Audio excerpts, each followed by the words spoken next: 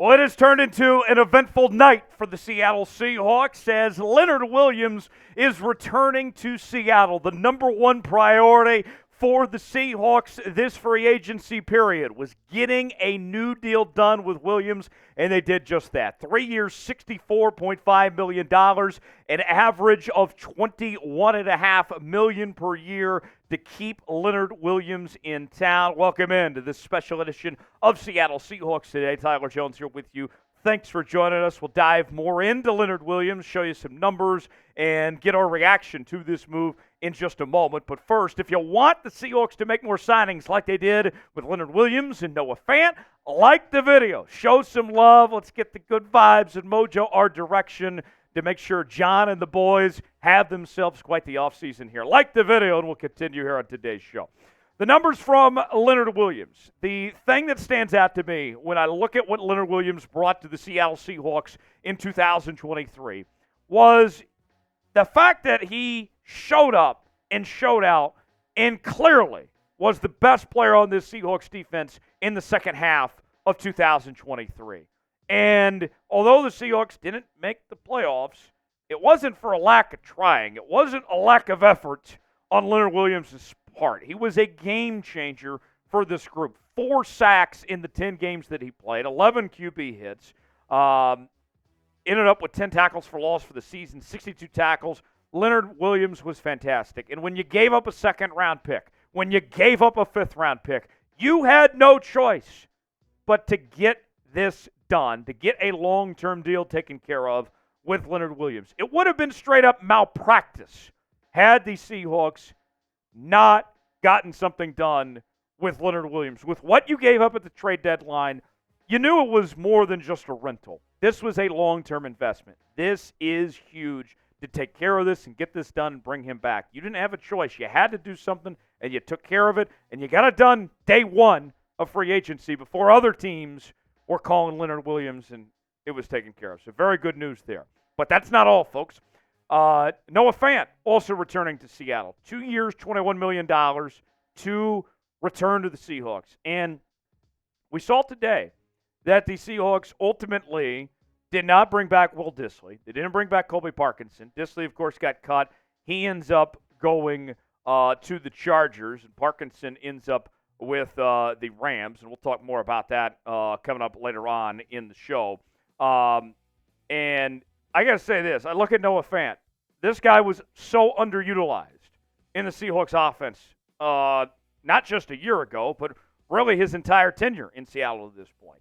Last year, 32 catches, 414 yards, 13 yards of reception, no touchdowns. It was a joke that he was not used more in this Seahawks offense. And now that I look at what the Seahawks are going to do, bringing in Ryan Grubb, running this air raid scheme, we're expecting this offense to be high-powered, expecting it to be flashy, right?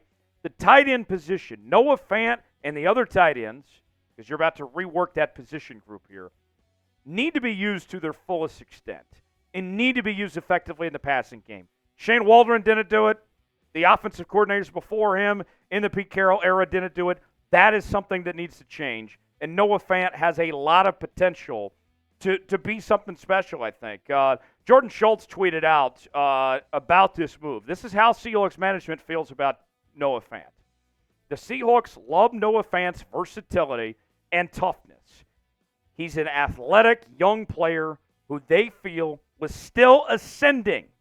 Big get to keep him in Seattle, and I agree. It's the right move. It's a friendly contract. I think it works.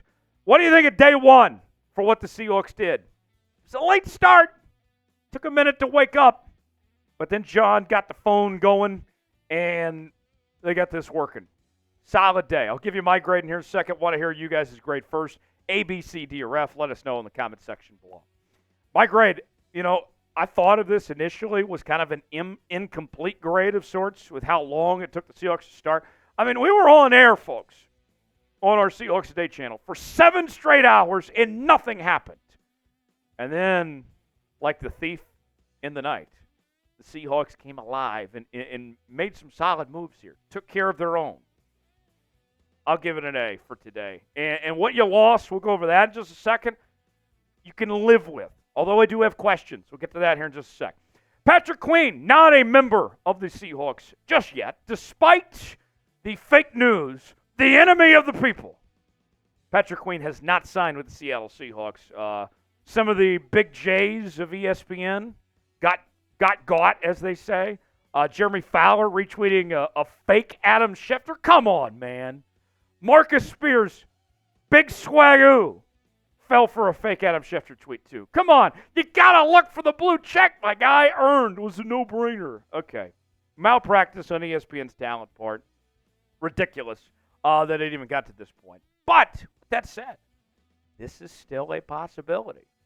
We heard about Bobby Wagner, and that Bobby Wagner, it seems a little less likely that he's coming back to the Seahawks. Jordan Brooks obviously left town today to go to the Miami Dolphins.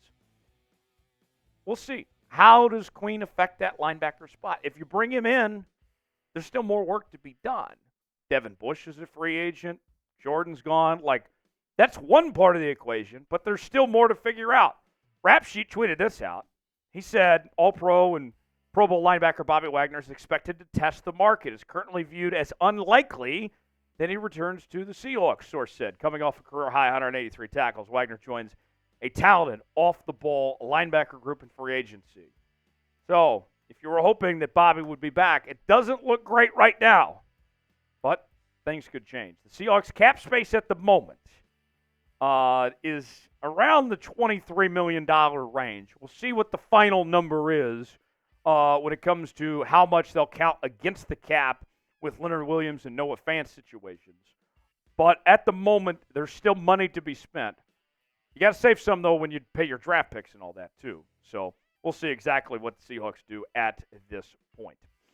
We are your number one source for all things Seattle Seahawks, and we are your offseason headquarters here on Seahawks Today. Had a great live show Monday, and we'll be live when the Seahawks make a big move. You better believe it right here on Seahawks Today. And we're going to be live on Wednesday as well. Lock us in. Subscribe now for free.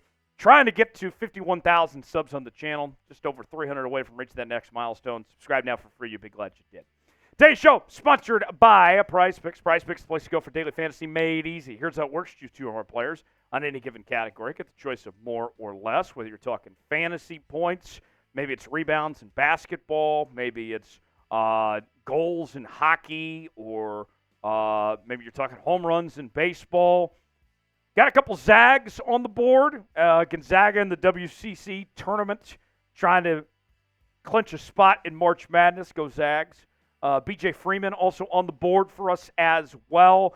If all three of these hit, we'll turn $20 into $100 on Prize Picks. Play along with me. PrizePicks.com/CLNS.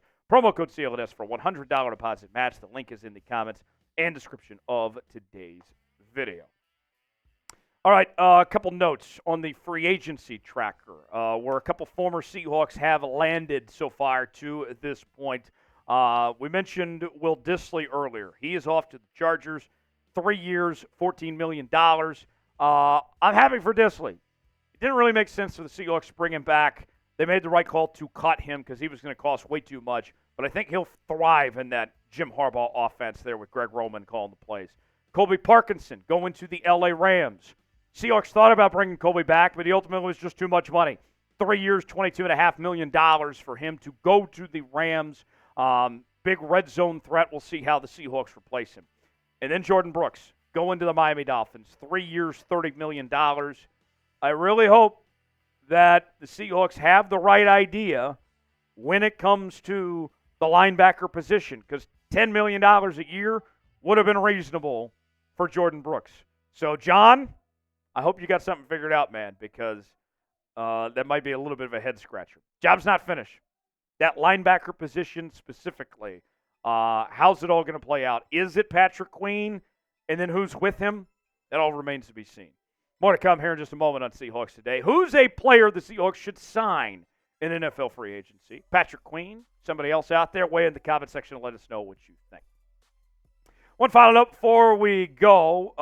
According to NFL Network's Mike Garafolo, former Jags safety Rayshon Jenkins is on a visit with the Seahawks today. We'll visit the 49ers next.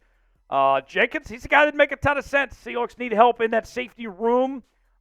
He wouldn't cost a lot either. Solid football player. The numbers, what we saw from Jenkins, was pretty solid this past season. 2 interceptions, 9 pass breakups, and allowed just 366 yards. You can see he's been consistently very good.